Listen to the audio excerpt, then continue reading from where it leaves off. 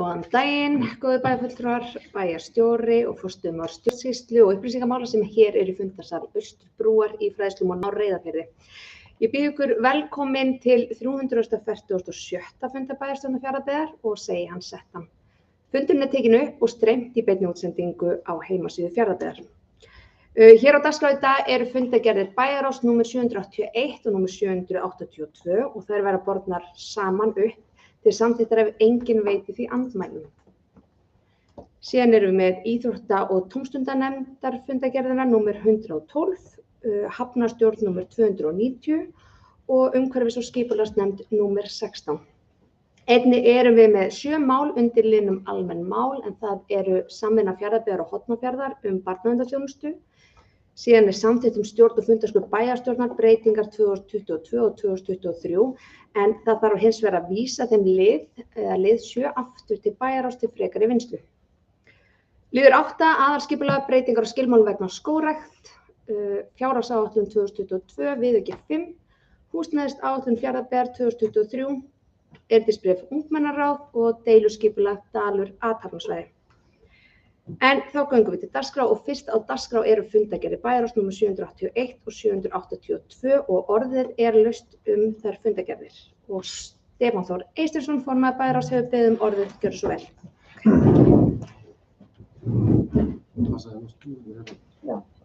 Í miðri í stúru. Frú forseti, bæjarstjóri og ágætu kjörnu fulltrúar. Byrjaði að ræða aðeins fundargerð bæjarráðs númer 781 og byrja þar á lið 1.6. Gerir ráð fyrir ég megi ræða þetta núna þar sem búið er að skrifa formlega undir þennan samning. Það er erindi frá Austurbrú og SSA þátttöku í nýju verkefni og nú er búið að skrifa undir þennan samning og þarna var verið að stofna félag sem mun bera heitið Eigló og á að vera svipað og er að finna í öðrum landshlutum, svipað á þá Eimur og Orkidea og Blámi, ég má ekki glemma þeirra. Þarna er alveg virkilega spennandi verkefni að ræða. Þarna er tækifæri, mikið sóknartækifæri, þar sem á að leggja áherslu á nýtingu á glatvarma og meðal annars og eitthvað sem við þekkjum nokkuð vel hér fyrir austan, mikið töluvert hann, þekkjum það eins og í álverinu og svo eru smærri framleiðendur eins og bræðslurnar okkar sem töluvert eru glatvarma og þannig að þarna eru töluvert tækifæri til staðar og bara virkilega spennandi, gaman að sjá hvernig þetta verkefni mun þróast áfram, eins og segi, svona sóknar tækifæri fyrir okkur til að bæði sækja bara nýja þekkingu inn á svæðið og auka möguleika þeirra sem eru stund einhvers konar frumkvöðlastarfsemi í kringum þessar pælingar. Þannig að alveg virkilega spennandi verkefni og verður mjög spennandi að fylgjast með hvernig þetta mun þróast. En við förum svo í fundargerð 782 og förum í lið 2.3. Það liggur fyrir samningur samvinnu Fjarðabyggðar og Hornafjarðar barnaverndarþjónustu. Við vorum búin að ræða þetta hér áður, reyndar ekki með þennan sérstaka samning, kannski sem slíkan, en það er bara mikið fagnaðarefni að þetta sé verið að ganga frá þessu og þarna verði sameiginlegt svæði að ræða og verður fróðlegt að sjá hvernig þessi samvinna okkar og Hornafjarðar mun ganga og ég hef ekki trú á öðru en að þetta muni einfaldlega ganga bara virkilega vel. Ég held að það sé, ef við förum svo í lið 2.13 í sömu fundargerð, það er erindi frá grunnskólabörnum á Fáskrúðsfirði og þarna er erindi sem við þökkum kærlega fyrir. Virkilega gott erindi frá krökkunum við varðar umferðaröryggi, gangbrautir og lýsingu og ég held ég megin orð að segja frá því að við tókum þetta erindi fyrir í mannvirkjaveitunefnd í gær og tókum virkilega vel í erindið og þannig þetta er komið í vinnslu og það er auðvitað mjög mikilvægt að þessi mál séu í lagi og það er vinna hafin nú þegar að koma þessu í lag eða bæta, skulum við segja, þetta hér á Reyðarfirði sem dæmi og svo verið að horfa á aðra kjarna þegar kemur sérstaklega lýsingunni í kringum þessa grunnskóla okkar hér á svæðinu. Meira ekki frá mér í bili. Takk fyrir. Takk fyrir þetta. Heimir Þór Gylfason hefur beðið orðið, gjörðu svo vel.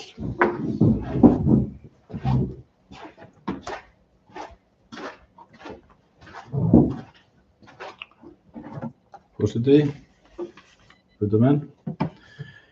Ég vil fara hérna yfir fundargerð bæjarráðs 781, lið 1.4, þegar nokkur orð, húsnæðisáætlun Fjarðabyggðar 2023.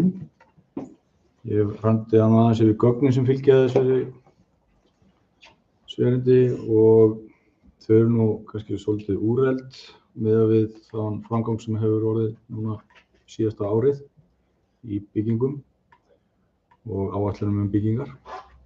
Þannig að ég tel að það þyrfti að endurskoða þessa áætlun út frá því að það verða lóðaskortur í ákveðnum byggðarkörnum, sérstaklega á Norðfirði og Eskifirði miðað við áhuga og þyrfti kannski að horfa lengri nefn nær í þeim efnum, hvað við getum boðið upp á og hvar væri hægt að líka byggja út af ofanflóðamálum og öðru álíka. Síðan myndi ég vilja fá nokkur svör við lið 1.5, stjórnkerfisnefnd. Ég svolítið hugsi yfir þessu sem að boða þarna. Ég var nú eiginlega að lesa þetta yfir þetta og hefði viljað fá nokkur svör að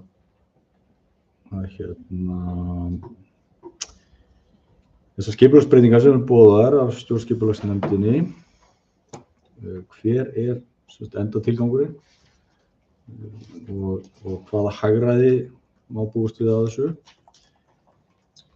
Svo einnig setja stórt spurningamerki við af hverju við erum að setja hafnsögumenn sérstaklega þarna undir sviðsstjóra framkvæmda umhverfissviðs og þá sérstaklega þá í ljósi hvert þá hlutverk hafnarstjóra framhald af því.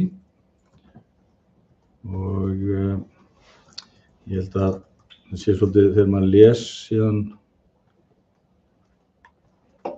minnisblaðið þetta að þá nýtt svið verði verkefnaskipt og yfir hverri verkefnastofu sé ábyrgðaraðili sem verða verkefnastjórar.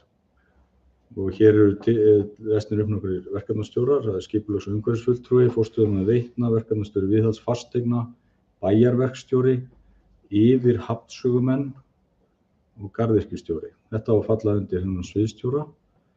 Og síðan þegar maður les hlutverk þessara stjóra allavega, að þá eru ábyrgðir þeirra einmitt svolítið á sama meiði og þessa sviðsstjóra, mannahald, peningamál og skipulag verkefna.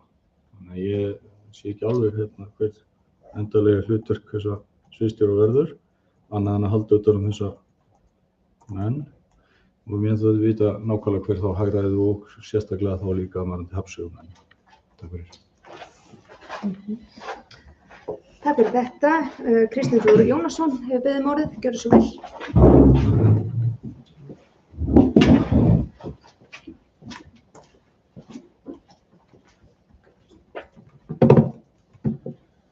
Forseti, ágæti bæjarfulltrúar, bæjarstjóri. Ég ætla að taka til máls undir fundargerð bæjarráðs 782 undir lið 2.1. Með gott að sé ekki áhyggjuefni hafa áætlað einungis 40 milljónir krónur í veikindalaun í ár þegar veikindalaun árið 2022 voru 265 milljónir. Sjálfstæðisflokkurinn vakti athygli þess á sínum tíma þegar verið var að gera fjárhagsáætlun að það var engin kostnaður settur á lið, svo var bætt í 40 milljónir krónum sem virðist betra en ekki neitt en hvergi nærri raunveruleikanum að því virðist.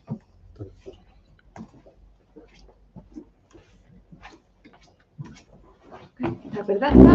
Orðið er laust fundargerð bæjarráðs. Jón Ben Hákonarson hefur beðið orðið, gjörðu svo vel.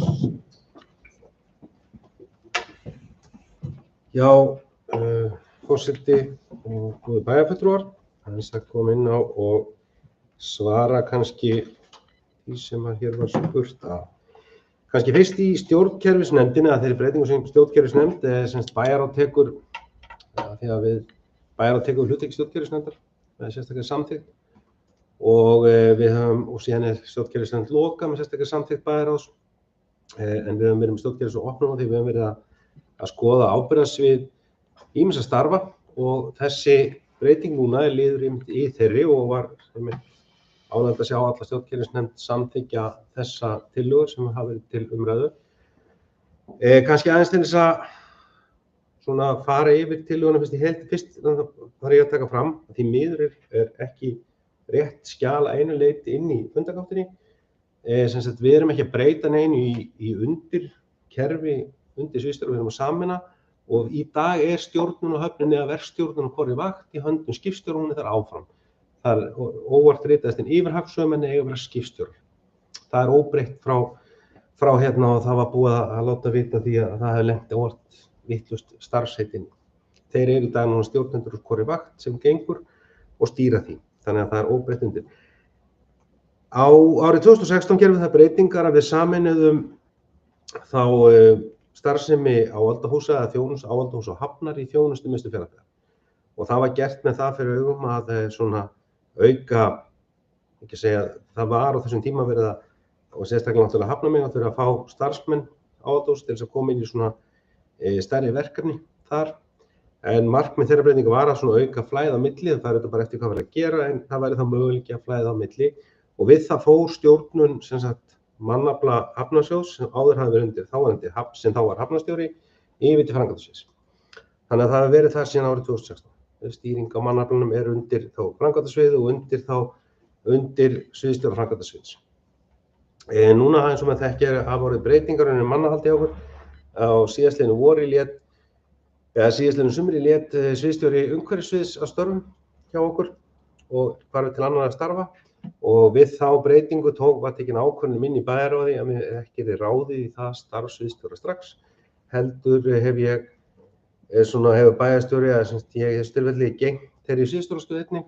Þar var fyrir skipulagsfulltrúi og byggingafulltrúi og á því sviði og ég hef gegnt þeirri stöðu einnig þangað til núna. Núna náttúrulega var sviðsstjórinn framkvæmdasviðs að láta störf að hverfa til nýrra starfa og mun láta störfin hjá okkur 1. apríl. Og í þeirri breytingu þá var tekin umræða inn í stjórnkerfisnefnd, stjórnkerfisnefnd eða bæjarráði, og það að sameina þessa sviðsstjórastjóra saman aftur. Við gerum þessar breytingar á árinu, á kjörtímabilinu 14 til 18 farið í þessar breytingar á sviðsstjórum, en þá vorum áður með sameiginlegan sviðsstjóri framkvæmd umhverfis. Aftur á móti með þeirri breytinga þegar við aðskiljum núna umhverfis- og skipulagsnefnd og framkvæmd- og mannveitunefnd, þá höfum við aðskilið leyfisveitingar annars vegar og framkvæmdir hins vegar með því hins stjórnsýslulega, en erum svolítið að horfa til þess að þarna sé sami sviðsstjóri yfir og sú auglýsing farin út að við séum að sameina þessa sviðsstjórastöðu einn og þar með náttúrulega svolítið eins og með fjölskyldusvið og sama hátt þá erum við bara að taka sviðið núna af því að þau eru að fara saman. Og það sem heitir verkefnastofur sem við notum, nafnið það sama og gerum með fjölskyldu sem við svona skilgreinum ábyrgð hvers og eins millistjórnanda sem hann ber á. Og það það sama þarna, ég gerir ráð fyrir því að þessi sviðsstjóri muni hafa í mörg horn að líta. Hann ber endanlega ábyrgð á stjórnun sviðsins. Hann ber ábyrgð á fjárhagsáætlanagerðinni og hann ber ábyrgð á rekstri þess, eftirfylgni því. Það sem við erum þarna fyrir þetta eru allt saman stjórnendur sem við erum nú með þegar, en við erum svolítið að fela þeim með skýrari hætti að ábyrgð sem þeir að bera, hver á sínum lið. Þarna þá veitustjóri, hann nú þegar í dag hjá okkur, hefur verið hjá okkur nokkuð langt skeið. Þarna eignafulltrúi sem nú þegar hjá okkur, við erum bara strúktúrað svið undir svona aðila. Þannig ég held að endamarkmið þetta bara að gera skýrari verkaskiptingu og skýra við það sem við höfum unnið núna hörðum höndum, því miður hefur ekki tekist. Við viljum svolítið fara að komast í fyrirbyggjandi aðgerðir, ekki alltaf vera að elta eins og við erum því miður ennþá og verðum á þessu ári. Við erum að elta ýmist viðhald sem hefði þurft að vera búið. En eiginlega var bara fresta á sínum tíma þegar við skárum niður viðhaldspotta í hruninu og eftir hrun. Þannig að við séum fara að horfa frekar til fyrirbyggjandi hluta og fleira. Þannig við erum þetta bara að reyna að fá svona inn í þetta svið, þannig við erum ekki að fjölga starfsmönnum, við erum að fækka sviðsstjóra. Svona endanlega svo ákvörðun tekin sem var þetta vissulega tekin á síðasta ári með að fela bæjarstjóra gegna sviðsstjórastöðunum með að vera svona að sjá til lands í hvernig við sæjum fyrir okkur þessa uppbyggingu og sem þá komin núna. En mér finnst leitt að þetta með yfirhafsvegum, en þetta var bara prentið það sem leiddist inn í skjalið, það engin breyting á undir, eins og kemur fram í tillögunni, það var engin breyting á ekki að segja þeirri stjórnum sem þar það sem breyting að byggingafulltrúi og umhverfisfulltrúi færast undir skipulagsfulltrúa í skipuritinu. Síðan hafnarstjóra embætti var lagt niður árið 2018 í þeirri mynd sem það var og falið bæjarstjóra, en ráðinn verkefnastjóri hafnar sem gegnir þessu stefnumótunarstarfi sem og þjónustar hafnarstjórn ásamt hafnarstjóra, vinnur að tekjumynduninni, hefur yfirumsjón með reikningagerð, inn- og útstreymi þess, með hafnavernd og gæðamál og fleira sem áður voru í höndum hafnarstjóra, en komin þessi breyting sem hafði verið gerð undan með að flytja starfsmannahaldið í eina sameiginlega þjónustumiðstöð, gerði kannski verkum að þetta var skref sem þáverandi stjórnkerfisnefnd samþykkti að gera. Samhljóða ég man rétt. Og það svona ekki verið að stíga það skref tilbaka, nema því leyti til að verkefnastjóri hafna sem áður heyrði undir framkvæmdasvið færist nú til bæjarstjóra, sem áfram gegn þá hlutverki hafnarstjóra, þannig til annað hefur alltaf verið ákveðið. Ásamt þjónustufulltrúa hafna sem í reikningagerðinni, þeir koma þannig yfir. Þannig að þetta svona verið að færa til ábyrgðarsvið. Endamarkmiðið, vona ég, sé skýrari svona struktúr á okkar vinnu. Það sé svona betri verkefnadreifing, af því að það gríðarlega mikið undir á þessu sviði. Ekki bara alla framkvæmdir Fjarðabyggðar, þá ég ekki að tala nýframkvæmdir sem kannski fjárfestingin minn heldur gríðarlega stórt verkefni að halda við hér húsnæðin okkar. Við erum alveg að takast á við ýmis eftirköst af hugsanlega samdrætti viðhaldi árabil, sem var sannarlega gert með bara á þann hátt að við vorum að horfa í fjárhagsstöðu sveitarfélagsins sem var mjög þung eftir hrun, og þá var þetta einn af þeim liðum sem kannski voru færðir niður. Við þurfum að ná okkur á þann stað, við vinnum okkur inn í fyrirbyggjandi viðhald. Við þurfum líka að horfa til þess að loftslagsmálin vera gríðarlega stór málaflokkur. Hann verður á næsta ári mun það og allt umhald í kringum loftslagsbókhald og fleira verða stórt. Náttúrulega í lagaverkinu sem búið að setja á ríkisstjórn það nokkuð brýnt. Úrgangsmál, ég þarf ekki að fara yfir það með. Það verkefni sem við, og hafði nú fylgst með fjölmiðlum í þessari viku, þá hefur það þá sjá að við erum ekki einu á báti í þeim efnum að það verði stórt. Þannig að við erum svolítið að horfa í það að þarna verði síðan náttúrulega bara þurfum við að vonandi verði bara mikið margar umsóknir og mörg að velja og við getum mannað þessi störf sem fyrst. Aðeins með húsnæðisáætlunina. Það er náttúrulega sérstök seinni umræða áðan. Ég held kannski Heimir að þú svona, að því að ég veit að þú komin í umræðuna núna, hafa þetta ekki verið á síðasta bæjarstjórnarfundi. En húsnæðisáætlanir sem nú eru unnar í dag, HMS-áætlanir, þetta unnar frá ári til árs. Þær taka sem sagt áður unnið við húsnæðisáætlun til lengri tíma. Þessi húsnæðisáætlun, eins og sést í gögnunum, þá byggir hún á þremur, sem sagt nú unnin húsnæðisáætlun árlega. Sú húsnæðisáætlun þessi grunnvöllur að rammasamningi milli ríkis og sveitarfélaga, sem sveitarfélögin að gera núna, sem í boðaðri aðgerðaáætlun ríkisstjórnarinnar. Það unnið með 3 sviðsmyndir, háspá, lágspá og miðspá. Og eins og þú sérði í gögnunum minn, þá lágspáin gert bara það fyrir að við séum bara í óbreyttu ástandi. Engin fjölgun, þar af leiðandi, síðan tekin í miðspánni þessi fjölgun sem hefur sannlega gleðilega fjölgun hefur verið, þó hæg hefur verið, þá hefur verið fjölgun síðustu árin. Og þá miðað við þann fjölda sem þarf þá byggja með hefur þá 1,7% fjölgun á ári. Og síðan að taka háspána sem við þá gerum á fyrir það að hér verði mikil fjölgun, það verði mikil aukin uppbygging atvinnu og þá við að tala miklu meiri þörf næstu 5 og næstu 10 ári. Þessar áætlanir verða svo aftur uppfærðar á næsta ári eins og lög gerir ráð fyrir. Þessi þarf að byggja á þeim grunni sem núna. Það var farið HMS tók talningu á öllu landinu á öllu húsnæði sem í byggingu. Og það tölurnar sem í okkar áætlun eins og annars staðar sem var í byggingu fyrir áramót. Inn í þetta áætlun það koma náttúrulega núna eins og íbúðirnar við Hafnabraut á Norðfirði, þessar 16, þær voru ekki taldar með á síðasta ári því þær byggingastig telst ekki hafi fyrir grunnurinn hefst og að þessu hafi verið komnar á Hafnarbakka á þeim tímapunkti. Þannig að þær komu inn í náttúrulega áætlaða þörf þessa árs. Það er náttúrulega rétt og það er ljóst að grundvöllur rammasamningnum meðal annars sá að það sé deiliskipulögð íbúðabyggð, að semst það grundvöllur þess að sveitarfélögin þurfa að vera tilbúin deiliskipulögð lóðir í nægjanlegu magni til þess að uppfylla rammasamninginn sem við erum að fara að gera við ríkið. Það er meðal eitt af því sem við erum að hafa.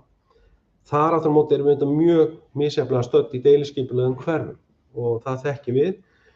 Erum mjög vel stödd hér á Reyðarfirði, við erum vel stödd á Fáskrúðsfirði. Það farið að ganga mjög á lóður á Eskifirði en það eru samt ennþá deiliskipulög og það áttum við sem betra deiliskipulög. Á Norðfirði aftur á móti hefur deiliskipulagsgerð staðið svolítið í stað fyrir utan Bakka 3 vegna þess að ofanflóðalínur hafa gert það verkum að kannski þau svæði sem við eigum eftir á Norðfirði í þéttbýli núna mun ekki vera hægt að deiliskipuleggja fyrir hann nýr, síðasti varnargarðurinn sem á eftir að koma, rísi og þá setja fara fram endurmat á hættunni. En það liggur fyrir með rammasamningi núna og það verður heilmikið að gera umhverfisskipulagssandi. Það þarf að skoða það að hugsanlega gera breytingar á mörgum þeim deiliskipum sem við með í dag. Við erum með töluvert mikið að deiliskipum einbýlishúsum sem ekki svo eftirspurn sem og ekki innan rammasamningsins.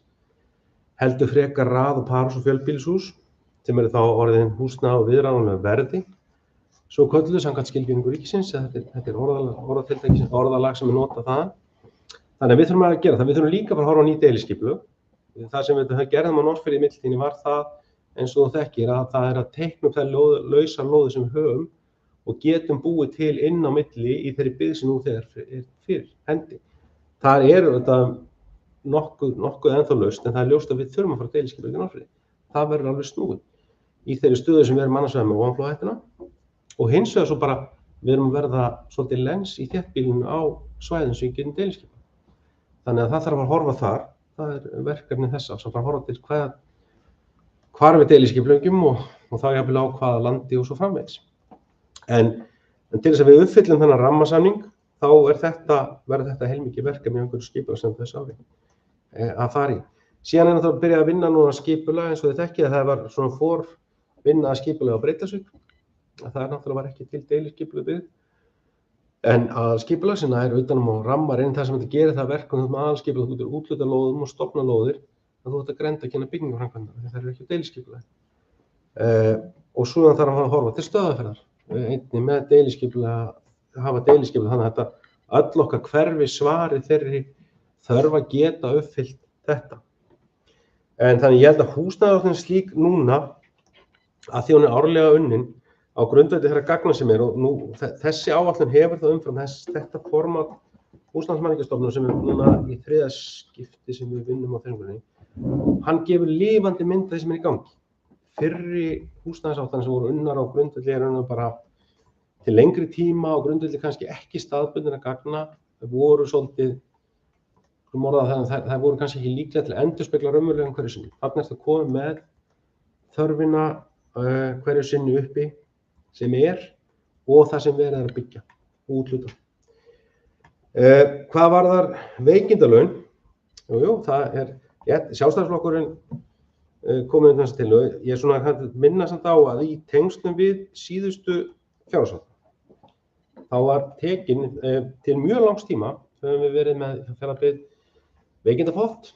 Það höfum verið með veikindapott sem í voru einhver 11 milljónir sem var skipt út í árslok sem endurspegluðu engan hátt veikindi því miður þau veikindalaun sem voru hjá sveitarfélögunum oft á tíðum og markmið okkar náttúrulega sá að við getum með einhverjum hætti unnið með okkar starfsmönnum og þannig að við náum þeirri veikindaprófstu niður.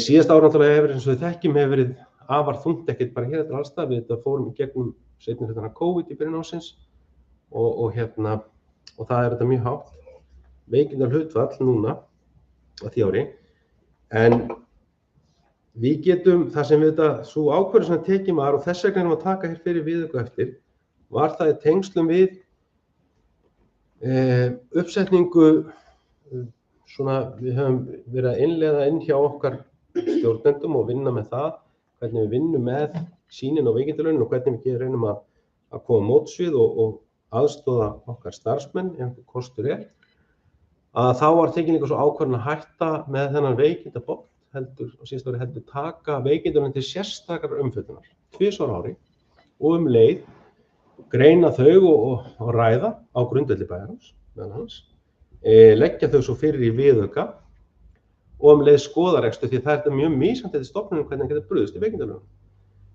Sumar geta í sínum rekstri vegna eðlis þjónustu sem það er að veita þurfa ekki að ráða aflýsingu, geta mætt veikindalaunin jafnvel öðrum liðum sem breytast, aðra þurfa viðbót og það er hugmyndafræði. Þannig að þetta var nú ekki eins og það hefur einhverju tómarúm eins og mætti nú skilja á umræðinu sem var hér þegar að veikindapotturinn var hér aðalmálið.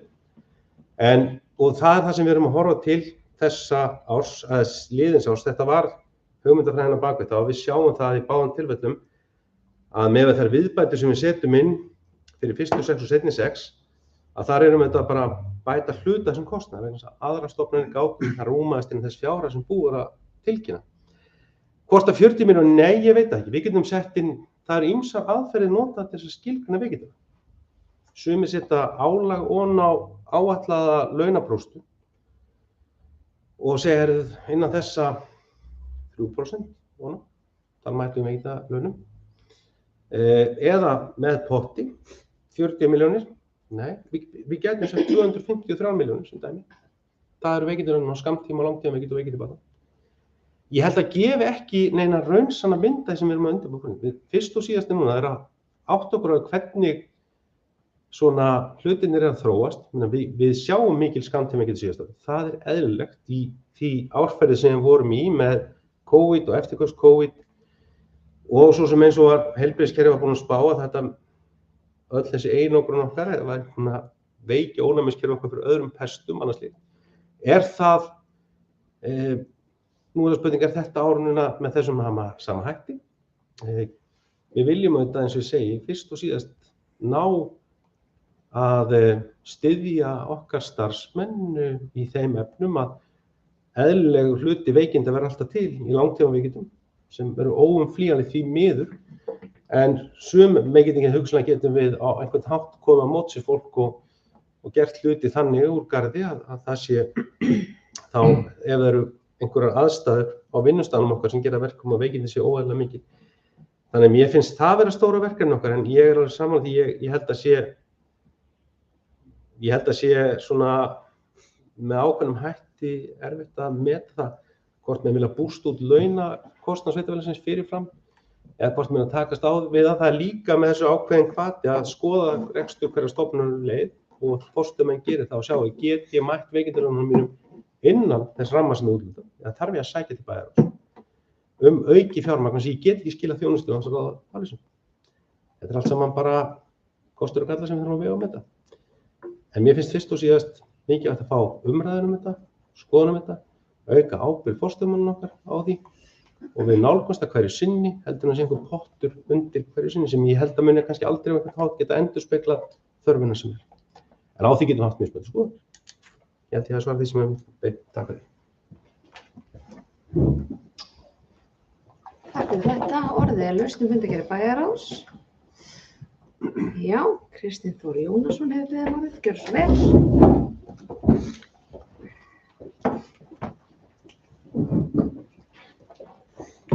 Forseti ágætur bæjarfulltrúar bæjarstjóri. Ég vil taka fram að kostnaður Fjarðabyggðar vegna COVID fyrir var 27 milljónir. Þannig að það stendur svolítið mikið eftir að 265 milljónir áætlun. Það munar alveg það. Þannig að það best að hafa raunsaðar áætlanir. Takk fyrir. Já. Takk fyrir þetta. Jón Björn Hákonarson bæjarstjóri hefur beðið orðið. Gjörðu svo vel. Það er að bregðast þessu og ég held að hann komið ákveðlega fram forseti. Í umræðum í bæjarráði 27 milljónir eru bókað sem COVID ákveðnum tímapunkti og hættum að bóka COVID ekki.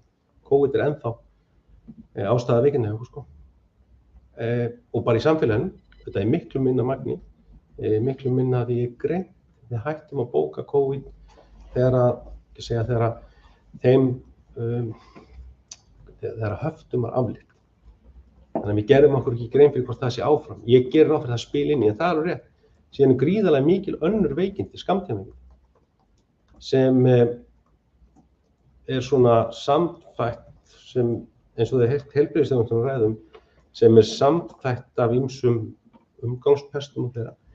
En þannig að þegar ég tala COVID og COVID-ár, COVID skall á svona okkur hvað síðast, eðlilega. Við vorum þetta búin að vera mjög lengi svona sá landshluti sem COVID gekk yfir síðar í faraldrinum.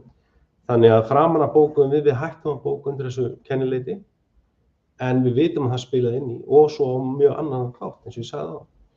En enga síður, ef þið skoðið hlutfall, þetta hlutfall sem ef maður þetta ekki sé 5,7% sem veikindalaunin af 5,4% af heildarlaunum. Það því miður í almennt búið að vera svona 5%, kring 5% sé hjá hinu opinbera svolítið viðmið sem hefur verið á launakostnaði. Ég ekki að segja að það sé ekki bara eitthvað sem sé ákvæmast að skoða og þetta vilja menn að gera það verkum að hann sé lægri. Eðlilegur kostnaður hefði ég talið aldrei undir 3,5% launakostnaði. Ég held að undir það verður ekki þetta komast bara, það eðlilega við verðum veik og hvort sem það er skammtíma, langtíma. Og þannig að í raun og veru hlutfall sem slíkt ekki hátt, en þetta samt eitthvað sem þú vilt takast á við, því að ef eitthvað af þessu kannski hugsanlega það sem við erum að horfa til, ekki það að fólk eðlilega verði ekki veikt, heldur einhver hluti af þessum veikindum eitthvað sem við getum brugðist í okkar starfsumhverfi og minnka. Það verður þetta verkefni bara til að vera sem vinnuveitendur að takast á við og vera ábyrgir þeim efnum. En í raun og veru prósenthlutfallið ekki umfram það sem ég held við sjáum almennt á marka og alls ekki á síðasta ári í því ástandi og árferði sem við vorum í eftir farsóttina. Takk fyrir. Orðið lausnumfundargerðar Bæjarráðs. Ég ætla bara aðeins að fá að ræða fundargerðar Bæjarráðs og kannski koma inn á það að það auðvitað rétt að það 27,3%, en það talað á fyrra hluta ári, sem sagt fyrstu 6 mánuðina. Út af því að eins og Jón Bjarni búið að koma inn á þá hefur ekki þessi COVID-tengdu veikindi verið skráð eftir fyrstu 6 mánuðina. En ég ætla hins vegar aðeins að fá að ræða undir fundargerð 782 og það langar mig að tala bara í tengslum við styttingu vinnuvikunar, betri vinnutími í leikskóla og það útfærslur sem voru lagðar fyrir Bæjarráð, en mér finnst þetta bara var virkilega ánægð að sjá bara hvernig þetta var unnið í samstarfi, þar sem að starfsfólk valdi í samræði við stjórnendur, svona hvað hentaði þeim best og framkvæmdin hafin og ég held að það verði bara spennandi að fylgjast með hvernig þetta gengur og hvernig til tekst í tengslu við þetta. Síðan kom líka minnisblað í tengslu við vígslu á nýju íþróttahúsi á Reyðarfirði, en það verður sunnudaginn 12. febrúar og þá hefur verið ákveðið að taka nýtt íþróttahús á Reyðarfirði í notkun. Þetta auðvitað stór og mikill áfangi fyrir alla Fjarðabyggð, glæsilegt mannvirki og það verður auðvitað skemmtilegt líka út af því að maður veit að það verður þannig en að fólki verður boðið að koma og vera viðstatt og skoða íþróttahúsið og vonandi að eitthvað var allan að lauma að mér að það verði þá eitthvað svona básar þar sem íþróttafélög myndu geta kynnt starfsemi sína og meirist var tekið fyrir á öldungaráðfundur daginn að það væri nú gaman líka ef félög eldri borgara og eldri íbúar myndu koma og vera með svolítið kynningu á sínu starfi, hver veit, ég fannst allavega góð hugmynd. En þetta verður virkilega spennandi, ég bara mæli með að fólk fjölmenni. Annað var það svo sem, fyrirgefiði, 2.13, það erindi frá grunnskólabörnum og Fáskrúðsfirði. Ég veit að Stefán Þór var búinn að koma inn á þetta, en mér finnst bara svo ánægjulegt þegar við fáum svona bréf og erindi frá grunnskólabörnum og bara börnum yfir höfuð, þótt að auðvitað eigi þessi mál að vera í lagi hjá okkur, en þá finnst mér þetta bara svo mikilvægt fyrir lýðræðið að virkja börn í lýðræði í skólum, þannig að ég rosa ánægð með þetta erindi, þótt svo að sjálfsögðu eigi að vera almennileg lýsing og aðvörunarljós við gangbraut fyrir neðan skóla. En eins og Stefán kom inn á þá þetta byrjað að skoða þetta og þarna munum við bæta okkur. Annað var það ekki, en orðið laust í tengslum við fundargerð Bæjarráðs.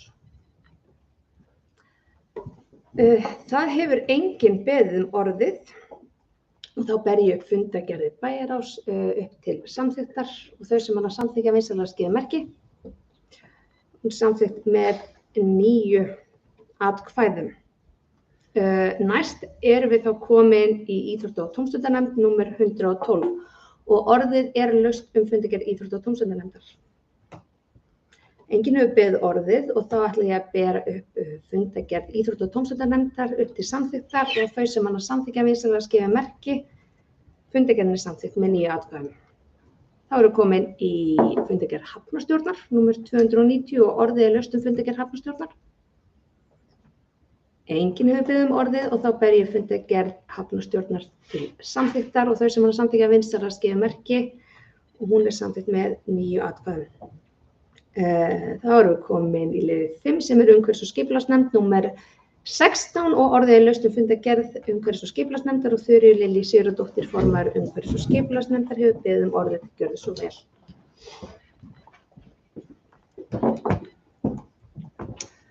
Frú forseti, bæjarstjóri og bæjarfulltrúar. Eins og talað hérna áðan þá mjög mikilvægt að farið verði af stað með deiliskipulagsvinnu í Fjarðabyggð, en mér finnst við samt hafa verið allan sérstaklega eins og sést á fundargerð síðasta fundar þá við erum búin að hefja þessa vinnu og bæði með því að deiliskipuleggja ný hverfi en líka breyta þeim sem eru til, af því að það mikið skipulagðar einbýlishús og lóðir sem mjög mikilvægt að breyta í fjölbýli og við höfum verið að vinna að því og jafnframt erum við að reyna að sjá hvar sé hægt að bæta skipulag og breyta og koma með nýtt. Þetta mjög mismunandi eftir byggðakjörnum, bæði hvað til og hvað hægt að gera og stærsta skipulag okkar núna eins og áðan kom fram á Breiðdalsvík sem bara mjög mikið fagnaðarefni. Við erum bara rétt að byrja. Þannig að þetta verður svona okkar brýnasta mál næstu misserin. En það mjög mikilvægt að tryggja þessi nóga fjölbreyttum lóðum í boði í öllum byggðakjörnum. Svo langar mig aðeins að koma inn á mál númer 514 en það sem sagt búið að vera að vinna að því að koma aðgengilegra viðmóti fyrir einstaklinga varðandi lausar lóðir og það kemur til með að birtast inn á heimasíðu Fjarðabyggðar og þá verður miklu auðveldara fyrir einstaklinga sem að vilja finna sér lóð að sjá hvar þær eru í boði og hvað þær kosta og svo framvegis. Þannig að við erum mjög spennt fyrir þessu og höldum að það verði mikið framfaraskref. Þetta allavega mun auðvelda mikið og svona einfalda. Svo það mál 518, skýrsla mannvits vegna hávaða frá lóðarniðurslunni sem veldur íbúum í nánasta nágrenni miklu ónæði. Málið nú hjá heilbrigðisnefnd sem hefur krafið lóðarniðursluna áætlun á úrbótum og umhverfis- og skipulagsnefnd tók þetta inn og við svona ræddum þetta okkar á milli og óskum eftir því að fá að fylgjast grannt með þeirri vinnu sem vonandi verður farsæl. Og meira var það ekki undir þessari fundargerð. Takk. Takk fyrir þetta og orðið laust fundargerð umhverfis- og skipulagsnefndar. Annar hefur beðið orðið og þá ber ég fundargerð umhverfis- og skipulagsnefndar upp til samþykktar og þau sem hana samþykkja vinsamlega skrifa merki og fundargerðin samþykkt með 9 atkvæðum. Þá erum við komin í liðinn almenn mál og það liður 6 sem fjárhagsáætlun 2022 viðauki 5 og Jón Björn Hákonarson bæjarstjóri mun mæla fyrir þessum lið, gjörðu svo vel. Forseti og góðir bæjarfulltrúar, komið hérna kannski fram fyrir á fundinum, þá hér lagður fram viðauki 5 sem Bæjarráð samþykkti og vísaði til bæjarstjórnar á síðasta fundi sínum. Þessi viðauki svona má segja ákveðin frágangsviðauki en kannski óverulegar breytingar á lausafjárstöðu sveitarfélagsins sem slíkri, utan þess að ráðstafa veikindalaunum. Þarna veikindalaun ársins 2000, þetta síðari 6 mánuðir en áður hafi verið fjallað fyrri, eins og ég sagði, fyrri 6 mánuðina út frá þeirri samþykkt sem gerð var við fjárhagsáætlun fyrir árið 2022 að vinna þetta með þessum hætti. Þarna þetta samantekt á veikindalaunum okkar og síðan lagt til að bætt verði við launakostnað 53,8 milljóna veikindalauna í ljósi þeirra stofnana sem ekki rúma slíkt innan síns reksturs. Þannig að launaliði fjárhagsáætlunar hækkar 53,8 milljónir og þessi breyting eykur launútgjöld í A-hluta samsvarandi tölu en ekkert í B-hluta. Og þessi breyting áhrif til lækkunar rekstrarniðurstöðu og sjóðstreymi samsvarandi upphæð. Síðan þarna úthlutun seinni hluta námsstyrkja árinu 2020 sem að þekkja þá gert ráð fyrir námsstyrkjum. Þetta hluti af kjarasamningsumhverfi og hverju ári gert ráð fyrir ákveðinu upphæð inn á fjárhagsáætlun til námsstyrkja. Þeim svo deilt út tvisvar á ári til eftir umsóknum sem og úthlutunum sem búin að eiga sér stað. Þannig að þarna verið að útdeila 2,9 milljónum eða tæpum 3 milljónum í námsstyrki á seinni 6 mánuðunum en fyrr var búið að úthluta 2,1 milljón króna. Þetta innan þess fjármagn sem hafi verið áætlað til þess á fjárhagsáætlun. Þannig að það hefur ekki breytingar í för með sér en færist út á stofnanir sem hafa þá séu búin að greiða þetta út hjá sér fyrir. Og þannig það stofnanir tilgreindar, þannig að liðurinn námsstyrkir lækkar í deildinni 21.600 sem starfsmannakostnaður 3 milljónir og hækkar ekstra kostnað í þessum málaflokkum sem samsvarar.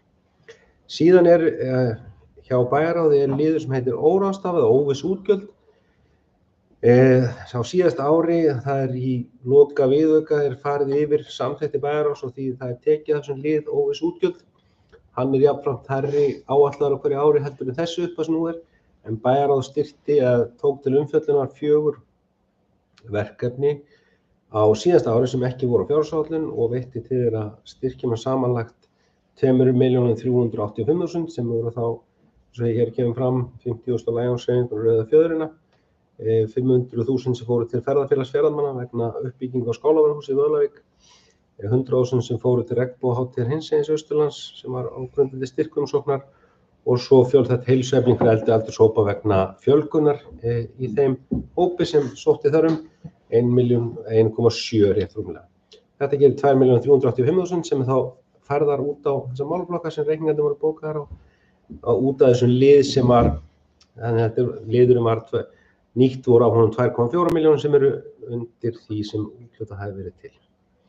Þannig eins og áður segir þá hafa þessar breytingar ekki áhrif að öðru leyti nema að því að aukin launakostnaður 53,8 milljónir vegna veikindakostnaðar og þar af leiðandi rekstrarniðurstaða áætlun neikvæð 84 milljónir og samstæða í heild jákvæð 497 milljónir eða tæpar 498 milljónir fyrir árið 2022. Og eigið fé einstakra stofnana og viðskiptareikninga hefur aðeins breytast til samræmis.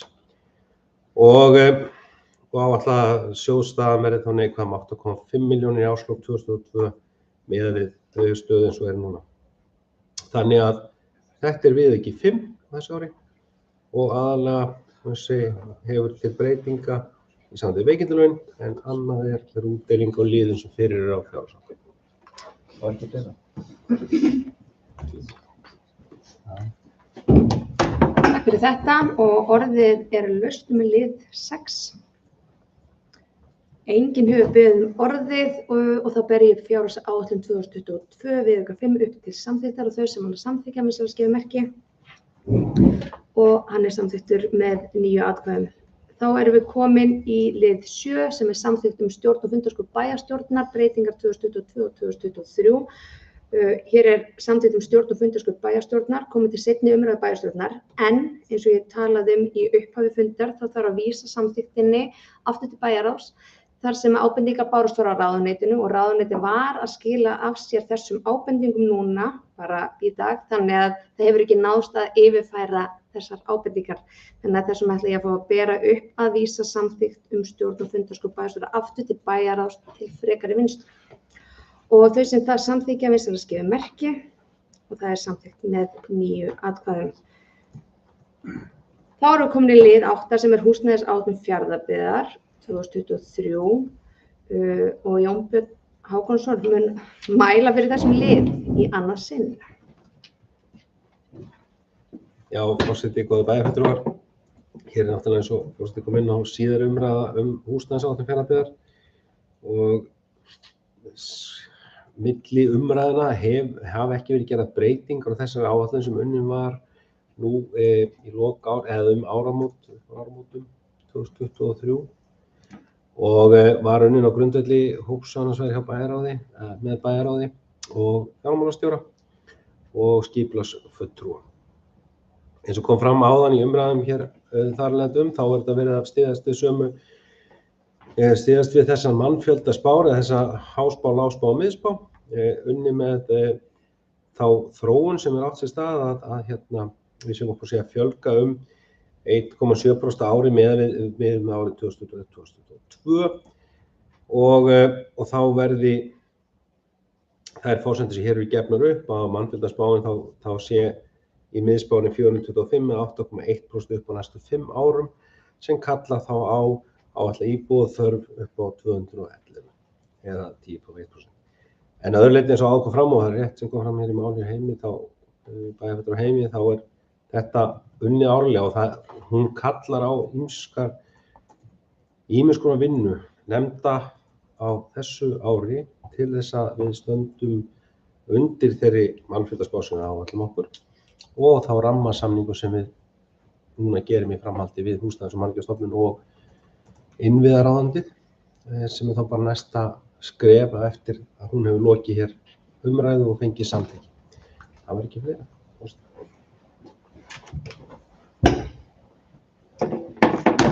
Takk fyrir þetta, en orðið laust húsnæðisáætlunina. Já, Stefán Þór Eysteinsson hefur beðið orðið, gjörðu svo vel.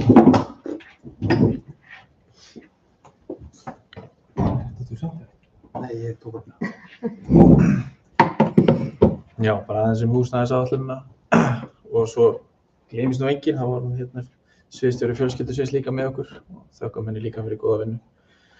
Og það eins og Jón Björn var að koma inn á, þetta lifandi plagg í rauninni, þetta eitthvað sem við vinnum árlega og höldum áfram að vinna í og nú þegar má segja að það sem við ræddum þarna inni, það byrjað að raungerast í þessari deiliskipuleggja hér og þar. Við erum með mörg svæði þar sem við erum búin að deiliskipuleggja mikið einbýlishúsum sem kannski hentar ekki alveg inn í það sem koma skal í þessum byggingum sem við vonumst auðvitað til sem verði hérna í framtíðinni. Þannig það í raun og veru þessi vinna hefur svolítið, kannski að hluta til aðeins vakið okkur til lífsins með það og þessi vinna nú þegar farin af stað og þetta eitthvað sem við þurfum svo að skila aftur að árið, þá tökum við ákveðið stöðucheck hvernig staðan hvernig við gengið og það svona kostur við þetta að við þurfum að skila sinn, þurfum að meta vinnu okkar og já, þannig að þetta þessi lifandi plagg sem við vorum öll sammála að halda áfram. Þannig þetta bara verið góða. Takk. Takk fyrir þetta og orðið laust húsnæðisáætlunina og engir fleiri hafa beðið orðið og þá ber ég upp húsnæðisáætlun Fjarðabyggð 2023 upp til samþykktar og þau sem samþykkja vinsæliskeðamerki. Hún samþykkt með 9 atkvæðum. Þá erum við komin í erindisbréf ungmennaráðs. Þetta var líka tekið fyrir á síðasta bæjarstjórnarfundi og hér það komið til seinni umræðu bæjarstjórnar. Ég fór og mælti fyrir þessu á síðasta bæjarstjórnarfundi en það hafa engar breytingar orðið á erindisbréfinu á milli umræðuna. Þannig að orðið laust erindisbréf ungmennaráðs. Enginn hefur beðið orðið og þá ber ég erindisbréf ungmennaráðs upp til samþykktar og þau sem samþykkja vinsæliskeðamerki samþykkt með 9 atkvæðum. Þá erum við komin í lið 10 og það samvinna Fjarðabyggðar og Hornafjarðar barnaverndarþjónustu. Þessu var vísað frá bæjarráði sameiginlega barnaverndarþjónustu Fjarðabyggðar og Hornafjarðar á Austurlandi og bæjarráð samþykkti samningi fyrir sitt leyti og vísaði honum til endanlega afgreiðslu hingað til bæjarstjórnar. En þannig það að sveitarstjórnir Fjarðabyggðar og Hornafjarðar reka saman barnaverndarþjónustu á Austurlandi og samningurinn gerður með vísan þá í 10., 11. og 12. grein barnaverndarlaga númer 8/10/2002 þar sem fjallar umdæmi barnaverndarþjónustu og 96. grein sveitarstjórnarlaga, númer 138/2011, en Fjarðabyggð og Hornafjörður mynda sameiginlega barnaverndarþjónustu. Þjónustusvæðið ekki sjálfstæður lögaðili, en þessi samstarfssamningur mun taka gildi 1. mars 2023 að fenginni staðfestingu sveitarstjórnar Fjarðabyggðar og Hornafjarðar sem og mennta- og barnamálaráðuneytis. En þessi samningur ótímabundinn en hann mun verða endurskoðaður fyrir 1. desember 2023. Og þarna held ég einmitt að þessi styrkur að við séum með samning sem yfir bæði þessi sveitarfélög þar sem þá fagaðilar hjá félagsþjónustu og í barnavernd geta þá rætt saman og fengið liðstyrk. Þannig að ég tel þetta vera styrkur fyrir okkar sveitarfélag. En orðið laust þennan samning og enginn hefur beðið orðið og þá ber ég upp samningin sameina Fjarðabyggðar og Hornafjarðar barnaverndarþjónustu upp til samþykktar og þau sem samþykkja vinsælast gefa merki. Og hann samþykktur með 9 atkvæðum. Þá erum við komin í lið 11, en þetta aðalskipulag breyting á skilmálum vegna skógrækt en í landnotkunarflokknum landbúnaðarsvæði í aðalskipulagi Fjarðabyggðar 2020 til 2040 gefin heimild fyrir allt að 200 hektara skógrækt.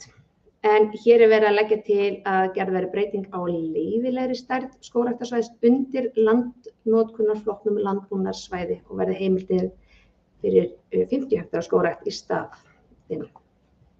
En bæjarráð hefur samþykkt framlega breytingar á skilmálum fyrir sitt leyti en orðið laust og Þuríður Lillý Sigurðardóttir hefur beðið orðið, gjörðu svo vel.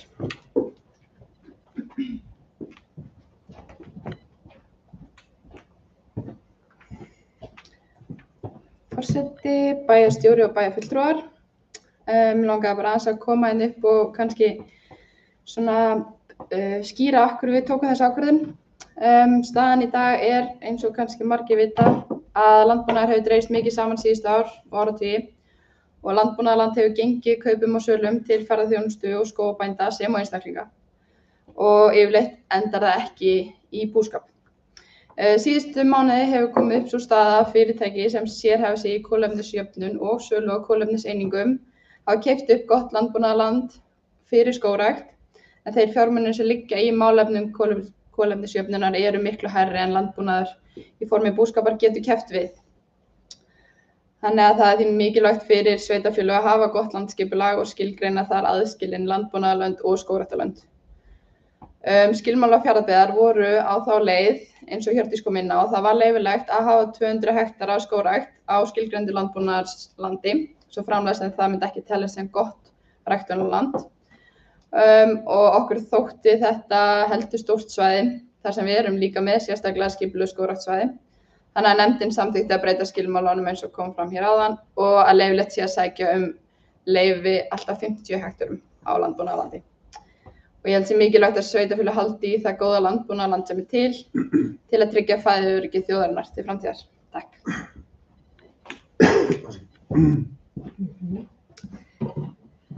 Orðið laust lið 11. Það verður enginn beðið orðið og þá ber ég upp breytingar á skilmálum vegna skógræktar til samþykktar. Þau sem hafa samþykkja vinsælast gefa merki. Og það samþykkt með 9 atkvæðum. Það var síðasta málið á dagskrá hjá okkur í dag og það deiliskipulag Dalur athafnasvæði en deiliskipulagið Dalur athafnasvæði lagt fram til samþykktar í auglýsingu. Og bæjarráð hefur samþykkt fyrir sitt leyti að setja deiliskipulagið í auglýsingu og vísa því hingað til afgreiðslu hér í bæjarstjórn og orðið laust deiliskipulagið. Já, Þuríður Lillý Sigurðardóttir hefur beðið orðið, gjörðu svo vel.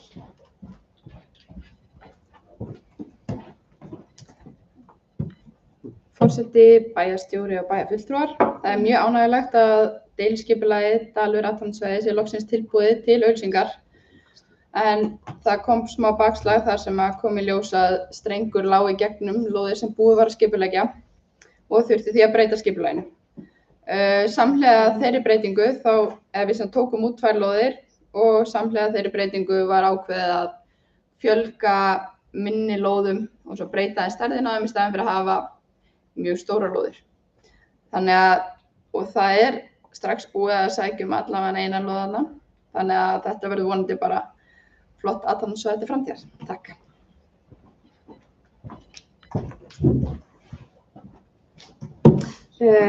Takk fyrir þetta. Orðið laust. Engin fleiri hafa beðið orðið og þá ber ég... Hvað sér það? Nei, já. Takk fyrir þetta, Jóhann. Þá ber ég upp deiluskipulag Dalur athafnasvæði að setja deiluskipulagið í auglýsingu og þau sem það samþykkja vinsælaskrifin merki. Það samþykkt með 9 atkvæðum. En þá dagskrá fundarins tæmd og næst verður boðað til bæjarstjórnarfundar 16. febrúar klukkan korter yfir 4 með dagskrá. Og ég þakka bæjarfulltrúum fyrir fundarsetuna, umræðunar og þátttöku á fundinum og segi honum hér með slitið. Takk fyrir.